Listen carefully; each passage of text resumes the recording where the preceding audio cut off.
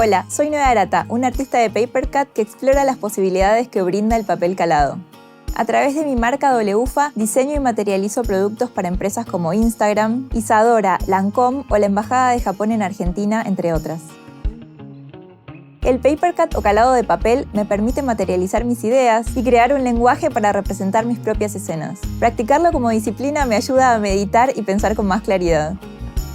Mis cuadros tienen una lectura espacial y proponen un viaje hacia su interior. Trabajar con capas caladas me permite lograr un efecto teatral y crear un escenario que invita al misterio y al descubrimiento. En este curso de doméstica aprenderás a diseñar y construir escenas con la técnica de Papercut. El proyecto final será una escena inspirada en un cuento clásico, creada con papel calado en capas y dentro de una estructura plegable. Comenzaré contándote cuáles son los materiales para desarrollar la técnica y haremos un recorrido sobre diferentes expresiones de Papercut en el mundo. Aprenderás a decidir qué contar y cómo hacerlo.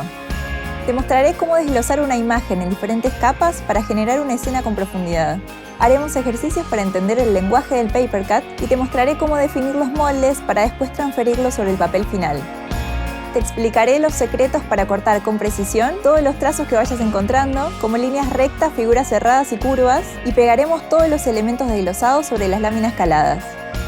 Después te enseñaré a construir el pop-up y verás cómo armar la estructura externa inspirada en las cajas de Kamishibai. Montaremos todas las piezas entre sí para terminar de armar la escena plegable final. Después veremos dos métodos para el montaje y qué considerar antes de enmarcar profesionalmente una pieza calada. Te hablaré de algunas de las posibilidades de aplicación de las piezas de Papercut en diferentes campos.